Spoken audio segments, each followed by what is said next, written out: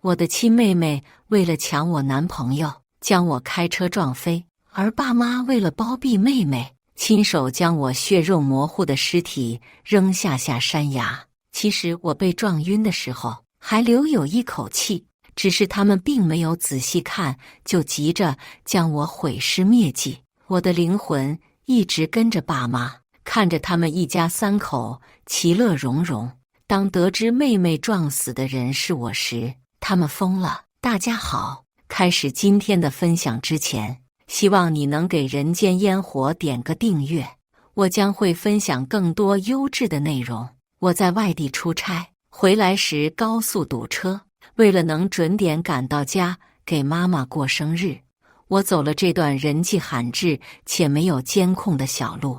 一阵强光闪过，连人带车被突然闯出的灰色轿车撞飞。昏迷前，我看见灰色轿车上走下来一道熟悉的身影，他穿着高跟鞋，一脚又一脚地踩在我的脸上，恶毒的咒骂与他稚嫩给单纯的脸形成鲜明对比。我的好姐姐，你凭什么能嫁给安哥哥？凭什么我过得不好，你却能拥有完美的男友？我都得不到的东西，你怎么配有呢？等你死了，我就能嫁给安哥哥，代替你成为许太太。原来他是想要我的男朋友，这段路还是我的好妹妹特意告诉我的呢。想来是蓄谋已久，可我是他亲姐姐啊，他居然为了一个男人不惜要我的命。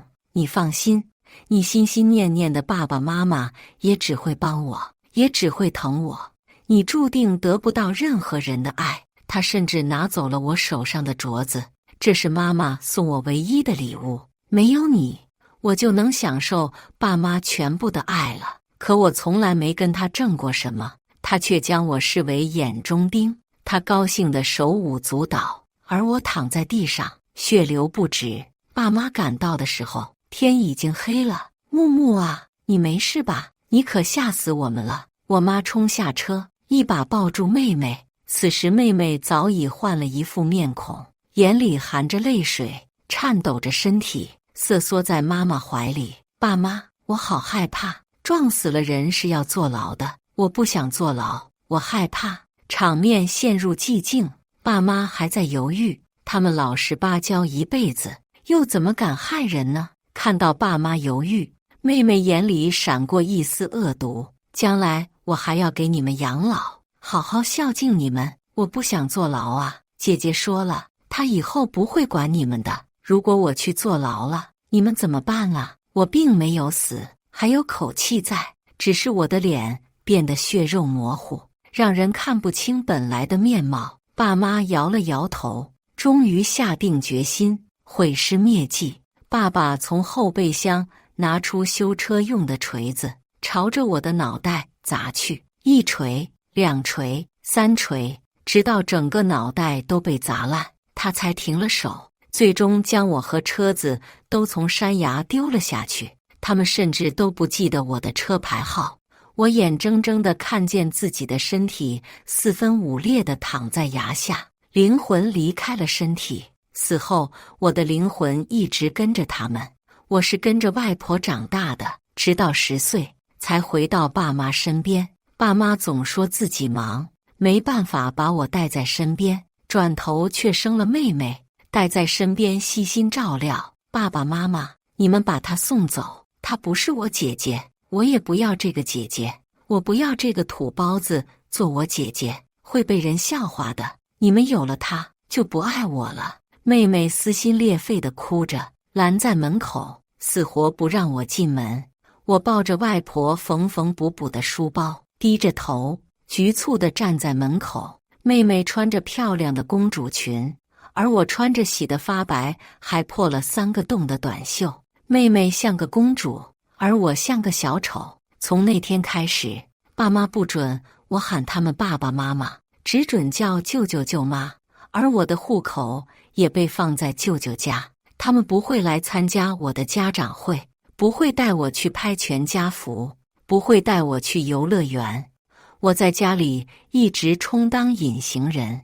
那时我天真的以为只要我能考上好学校，成为爸爸妈妈的骄傲，他们一定会爱我的。别人刷3道题，我刷30道题；别人背1遍，我背3遍。终于我成为了区中考状元，亲戚朋友纷纷祝贺我。但爸妈听到这个消息时，脸上没有丝毫喜悦。妹妹哭着跑进房间，说我瞧不上她，说她会被其他亲戚骂，我讨厌她，我也讨厌你们。她就是故意害我在亲戚面前出丑的，你们让她滚，滚出我家。爸妈一向舍不得妹妹流一滴眼泪，看见她难过，爸妈自然不会放过我。不出意外，迎接我的是爸妈的混合双打。那是我第一次意识到爸妈可能不爱我。你为什么要在你妹妹面前炫耀？你怎么什么都和你妹妹争？我当初就不该生你。我告诉你，家里所有的东西都是你妹妹的，你别想和她争。你当初就该跟着那个死老太婆一起去死。现如今倒是让他们如愿了，就是不知道没了我，你们还能活多久？他们刚到家门口，就遇见了急得跳脚的外卖员。妈妈打开外卖，发现是一个生日蛋糕，还有一张贺卡，上面写着妈妈生日快乐。妈妈皱了皱眉，将贺卡随手丢进垃圾桶。看到这一幕，我依旧能感觉到心痛。没想到就算是灵魂状态也能感觉到伤心。爸妈庆祝能帮妹妹躲过惩罚，视法律如无物，一家子其乐融融。没人记得我，直到公司找不到人，才报了警。警察上门，爸妈依旧在敷衍。他一天到晚都在外面鬼混，他就是个讨债鬼。我们哪知道他去哪里了？说不定跟哪个男人跑了。警察姐姐眉头紧皱，她也不理解为什么会有母亲这样污蔑自己的亲骨肉。我给妈妈买的生日礼物到了，是一串珍珠项链。妈妈拿到生日礼物，并没有想象中的开心，眼中反而有些不屑。是啊，我挣得第一笔钱给她买了一条围巾，她却丢到垃圾桶里。那时候她说，我从来不用廉价的东西，眼皮子浅的贱骨头。这次她喜滋滋的去镜子前试戴项链，边试边说，死丫头，挣了几个钱，翅膀硬了，开始炫耀了。贱骨头，我过生日都不回来，就知道买东西装孝顺，要它有什么用？说完，他连发5条朋友圈，360度无死角炫耀项链。有朋友问他是谁送的，他张口就说是妹妹送的。你不知道，我这女儿啊，可孝顺了。我真的很想问她，她爱我吗？可惜，我现在只剩灵魂，什么也做不了。爸爸胸口又开始疼，捂着胸口，大口大口地喘着气。妈妈连忙去给他拿药，却发现药没了。这是进口药，2万1瓶，一瓶只能吃1个月。平时都是我买，可我妈只会说我乱花钱。你有这些钱，怎么不给你妹妹花？自己打扮得花枝招展的，没个正形，说你是我女儿都丢人。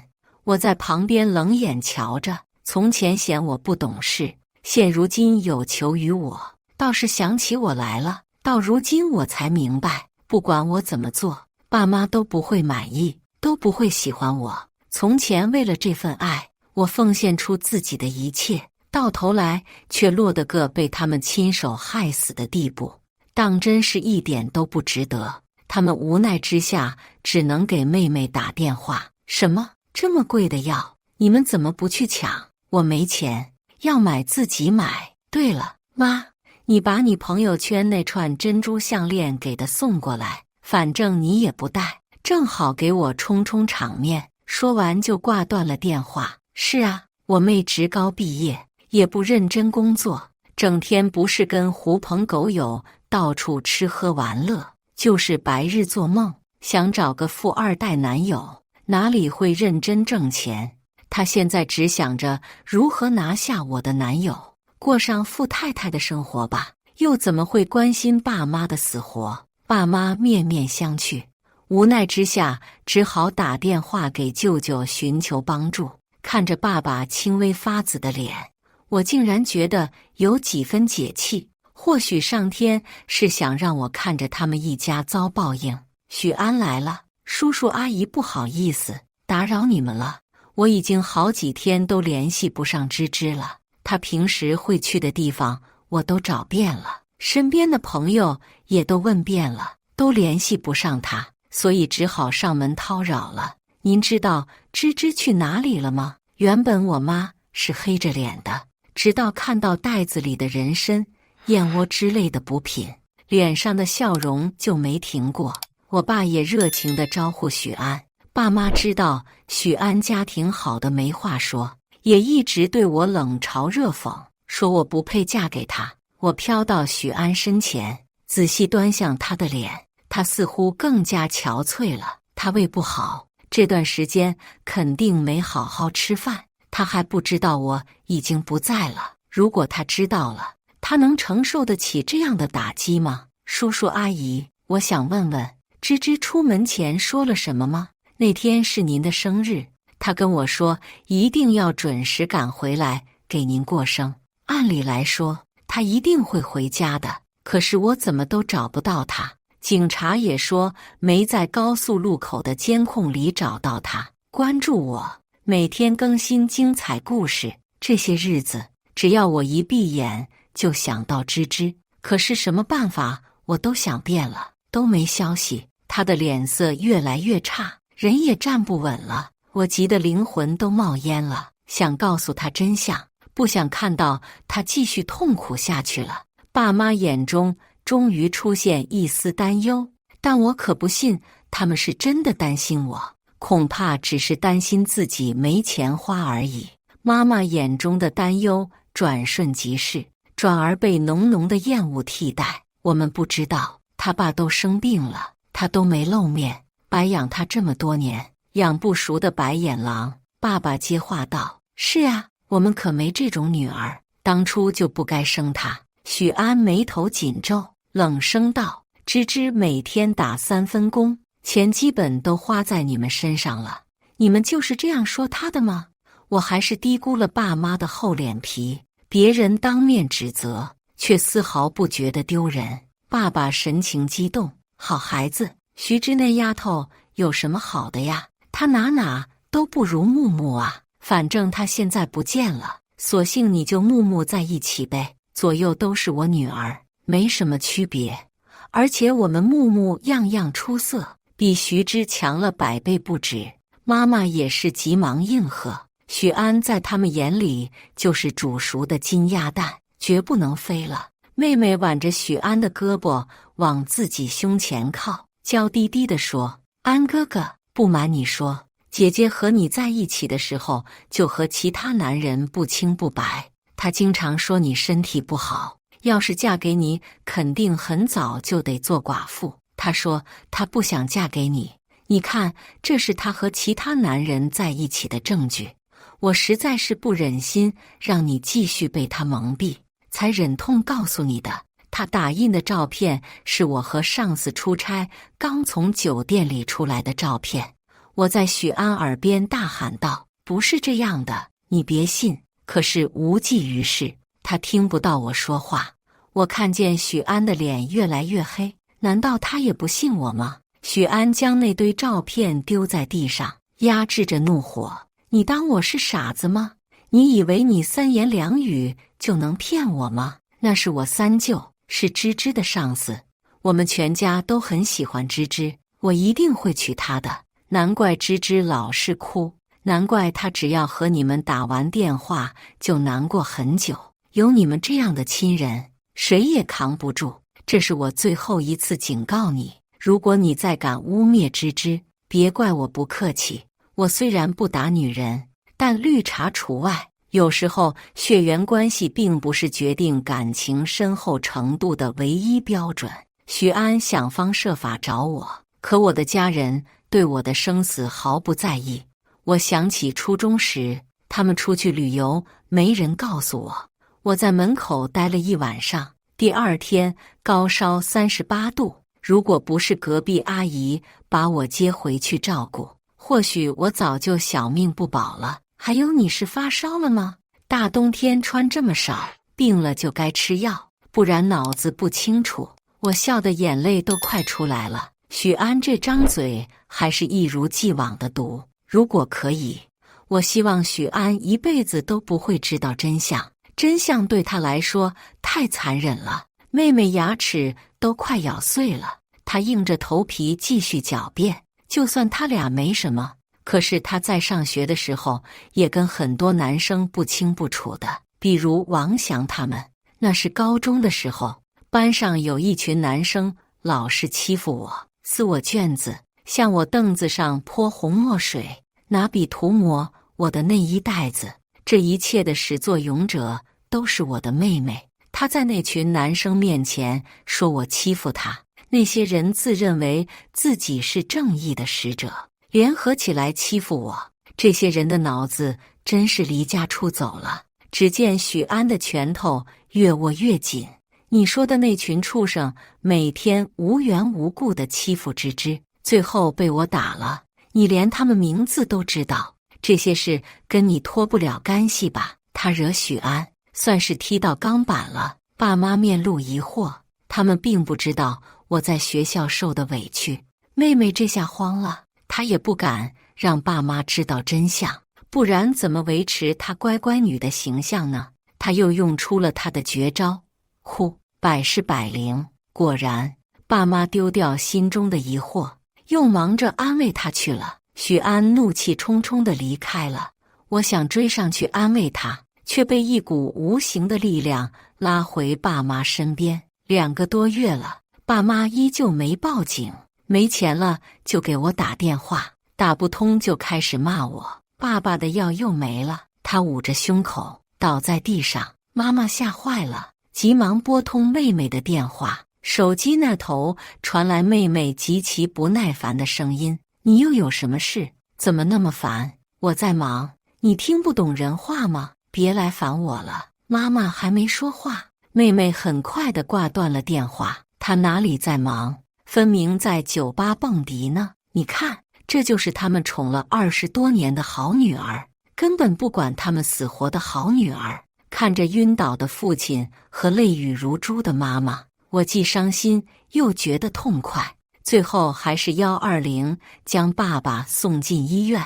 夜晚的医院很冷，也很静。我跟在妈妈旁边，看着她东跑西跑，办理各种手续。如果我还在，恐怕我已经赶到医院了吧。忙着交费，忙着安慰妈妈，可惜从来没得到过她的夸赞。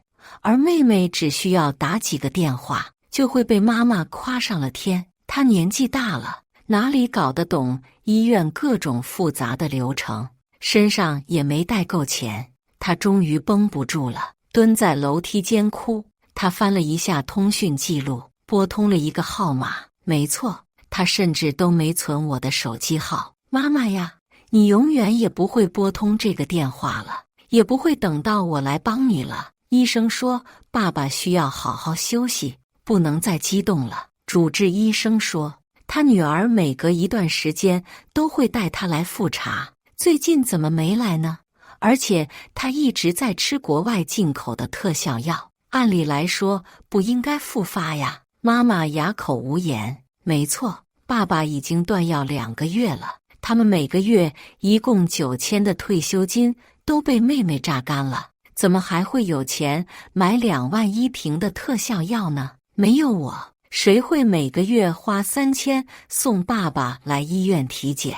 这不就是他们想要的生活吗？他们希望我离开他们，永远也不要出现。如今他们如愿了，去交住院费吧，一共5万。妈妈从椅子上蹭地站起来，怎么会要这么多钱呢？上次才花了800呀。那是你女儿付了3万，这次病人的情况更复杂，费用也会更高一些。妈妈瘫坐在椅子上，过了很久很久，她才掏出手机给我打电话、发微信，依旧没人回。没办法，她只能低下她高贵的头颅，给亲戚朋友打电话借钱，东拼西凑，终于凑够了爸爸的手术费。爸爸住院以来，妹妹面都没露，妈妈没日没夜地照顾爸爸，人都瘦了一圈。是啊，她哪吃过这种苦？平时他们生病，要么是我照顾，要么是我花钱请护工，现在可没那么容易了。我坐在妈妈身边，平静地欣赏着她的痛苦，就像当初她看着我被推下山崖一样。爸爸妈妈呀，爱你们的人你们不珍惜，不爱你们的人你们却视若珍宝。你们现在受的苦不足我当初的1/10呀。爸爸住院期间，许安来探望他，我好想许安，可是我没办法离开爸妈身边。他似乎很长时间都没休息好了，脸色有些泛青。我想摸摸他，想抱抱他，但我触碰不到他。叔叔阿姨，不好意思，我来晚了，前段时间在出差，今天才回来。我想问问，芝芝联系你们了吗？他低着头，像个受伤的小狗。许安话音刚落，妹妹就从门外窜出来，她怎么跟个狗皮膏药似的粘着许安。安哥哥，你来了，怎么也不说一声啊？我真想给他2耳光，自己真是一点都不争气，打人都做不到，任凭我双手挥出残影，也伤不了他一点。许安声音很冷，我们没那么熟，你也不要哥哥哥哥的喊，芝芝听了会不高兴的。许安是个特别有边界感的人，自从和我谈恋爱以后，他就很自觉地跟其他女生保持距离。如果可以，我真的想有个家，想有爱我的家人。他会在我不自信的时候支持我，夸赞我，会在我取得成就时为我庆祝，会在我遇到困难时提出解决方案。爱人如养花，我能够变得优秀，除了自身的努力，他的鼓励也到了重要作用。只差一点，我们就能在一起了。我已经知道他在悄悄给我准备求婚仪式了，可我永远也等不到了。妹妹依旧不死心，安哥哥，我是真的喜欢你，姐姐不在了，我也可以陪在你身边啊，我也能做好妻子，好儿媳。此话一出，我发现爸妈和许安脸都黑了，想不通怎样的脑回路才能说出这么不要脸的话。难道是妈妈生他的时候给他少生了一个脑子？他这一套对其他人或许有用，但对许安根本不起作用。许安的妈妈就是被小三气死的，他这辈子最痛恨的人就是小三。妹妹还想靠许安更近一些，刚迈脚就被许安绊倒在地。滚，别让我看到你！许安眼睛散发着刺骨的寒意，让我的灵魂都不禁颤抖起来。爸妈居然也对妹妹面露不满，催促着她赶快离开。她不情不愿地走了。爸爸终于出院了，人瘦的只剩一层皮了。不过他的宝贝女儿依旧没出现。许安送了不少礼物来，不过人没来。妹妹听说许安送东西回来了，又回家来打秋风。我想起偶然间听到过妈妈和妹妹的谈话，就徐芝那样的人怎么配嫁进许家？她那么恨你们，她要是嫁进去了，可不会好好孝顺你们。要是我嫁进去了，我一定会好好孝顺你们的。他俩正做着富贵梦呢。爸妈很看重是否有人给他养老，看重将来是否能过上人上人的好日子。大师说了，你妹妹将来是个孝顺的孩子，不像你自私自利、讨债鬼、赔钱货。自私、不孝顺早就成为我身上抹不去的标签，去不掉的污点。妹妹这次回来并不是想照顾爸妈，而是要钱。妹妹将我送给妈妈的首饰、包包都洗劫一空，这家里的东西都是我的，我想用什么就用什么，你拿来有没什么用，再给我拿点钱，我要打扮得漂漂亮亮的才能去找安哥哥。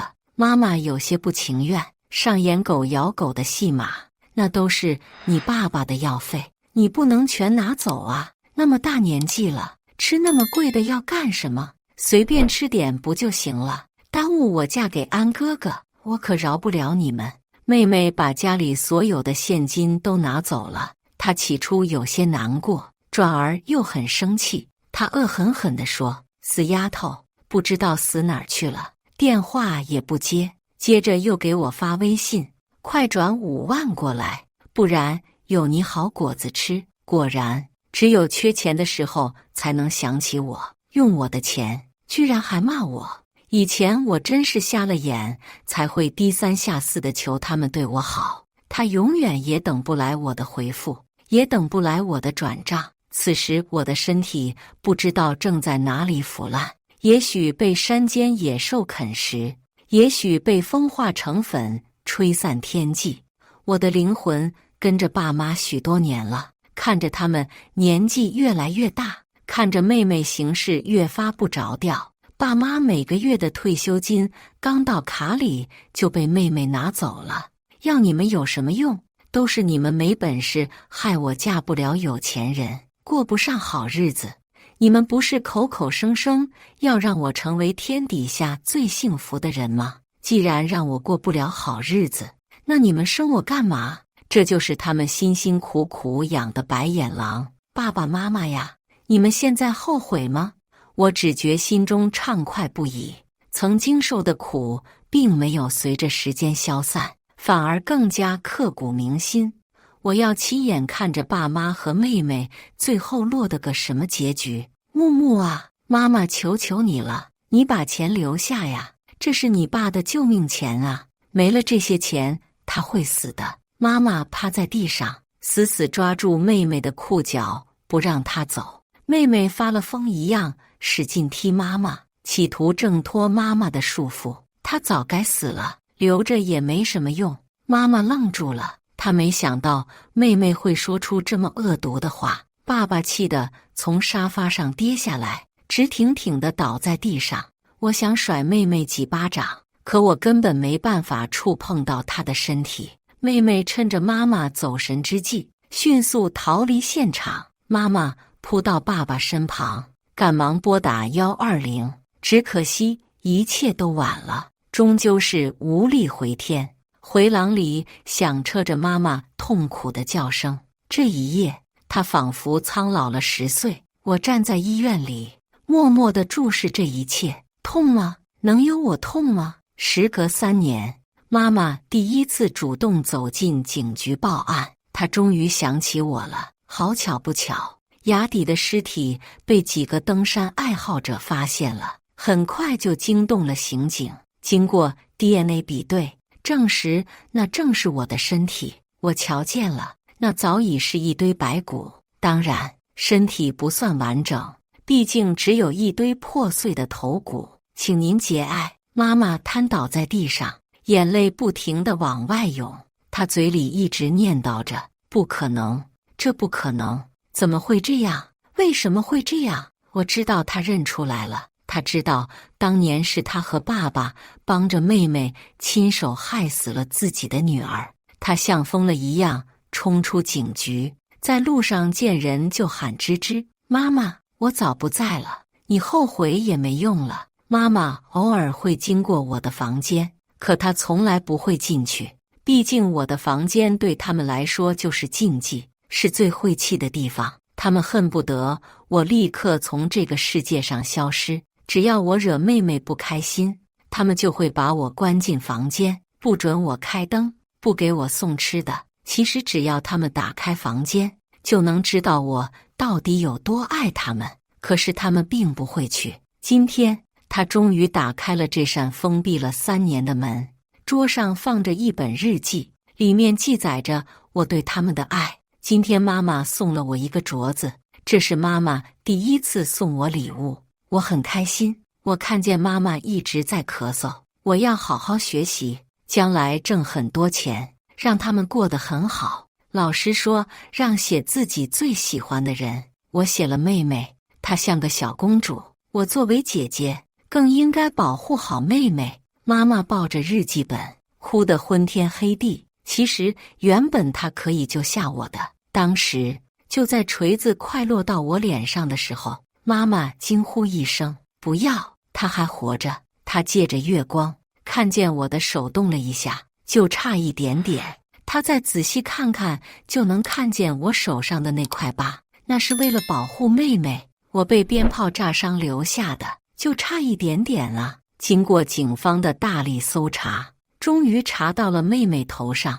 妹妹被抓的时候，根本没有认错的样子，依旧是一副癫狂的模样。对，就是我干的，我恨他，我恨死他了。如果没有他，我就能拥有爸妈全部的爱。如果没有他，我就是亲戚朋友眼中最乖的孩子，他们都只会关心我，夸奖我。